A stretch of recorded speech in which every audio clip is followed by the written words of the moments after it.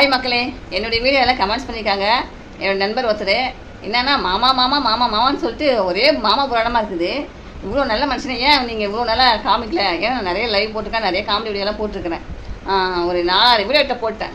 இது வரைக்கும் அவர் நான் காட்டுறதே கிடையாது. அதுக்கு என்ன காரணம்னு பார்த்தீங்கன்னா, நான் வந்து யூடியூப்பில் வீடியோ போடுறது லைவ் போட்டு எங்கள் மாமா வந்து இவர் திட்டிகிட்டே இருப்பார். என்னென்னா உனக்கு வேறு வேலை இல்லை, உனக்கு வேறு வேலை இல்லை அப்படின்னு சொல்லி திட்டுவார்.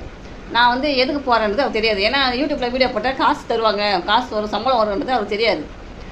நான் சொல்லியிருக்கேன், அவர் நம்பலை. அது எப்படி நமக்கு வேலைக்கு போகாமல் எப்படி காசு தருவாங்க அப்படின்னு சொல்லிட்டு அவர் நம்பலை.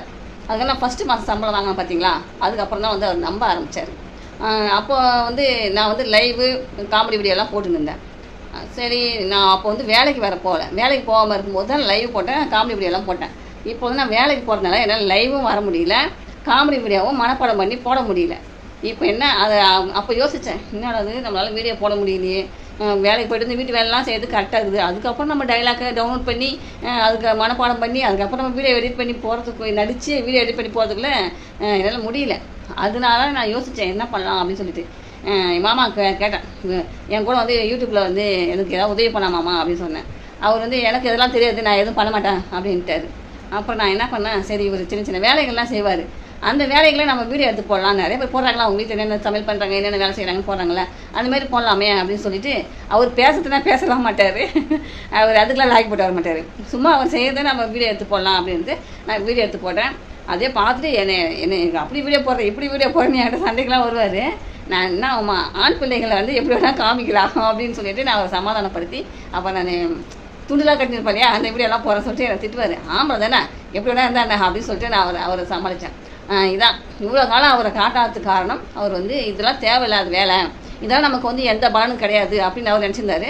அப்புறம் காசு தராங்க அப்படின்னு சொன்னோடனே சரின்னு சொல்லிட்டு கம்முன்னு விட்டார். இப்போ வந்து அவரை வச்சு காமிங்க, அவர் எதெல்லாம் பேசுகிறாரு பார்த்தீங்கன்னா, எங்கன்னா சரியாக பேச மாட்டார். நான் கேட்குற கேள்விக்கு மட்டும் தான் பதில் சொல்லுவார். அவர் வந்து நடிக்கணும், அவர் வந்து வீடியோவில் நம்ம வீடியோ எடுத்து போகணும், அந்த இதெல்லாம் அவர் கிடையாது. நானாக பண்ணுறேன், அவர் பேசுகிறத நானாக எடுத்து போடுறேன், சின்ன சின்ன வேலைகள் செய்வார், அதை நானாக எடுத்து போடுறேன், அவ்வளோ தான். மற்றபடி அவருக்கு இந்த யூடியூப்புக்கு சம்மந்தமே கிடையாது. அப்படி தானே மாமா, அப்படி தானே? இதே வேலைக்கு போய்ட்டு வந்து கஷ்டப்பட்டு நான் வீடியோ என்னோட இதுக்கு செல்லில் வந்து கேமரா உடஞ்சி போச்சு, பேக் கேமரா. என் பையன் செல்லில் எடுத்து அதுக்கப்புறம் இதில் அனுப்பி அதுக்கப்புறம் யூடியூப்பில் வந்து நான் இதை எடிட் பண்ணி அதுக்கப்புறம் நான் அங்கே அப்லோட் பண்ணி அதுக்கப்புறமா வந்து யூடியூப்பில் வந்து நான் போடணும். செம்ம வேலை இருக்குது. ஆனால் யாருமே ஒரு உதவி பண்ண மாட்டாங்க. 12 மணி ஆனாலும் நான் வீடியோ போட்டு தான் படுப்பேன். சரிங்களா? இதான் காரணம் அவர் இவ்வளோ நாள் காட்டாமல் இருந்ததுக்கு. வேறு எதுவும் காரணம் இல்லைங்க. எல்லோரும் அதே போல் மக்களே, யாரையுமே வந்து விருப்பம் இல்லாமல் நான் வீடியோவில் வந்து காமிக்க மாட்டேன், வீடியோ பிடிக்க மாட்டேன் விருப்பம் இல்லாமல். ஏன்னா வந்து அவங்களுடைய விருப்பம் இல்லாமல் நம்ம எதுவும் செய்யக்கூடாது.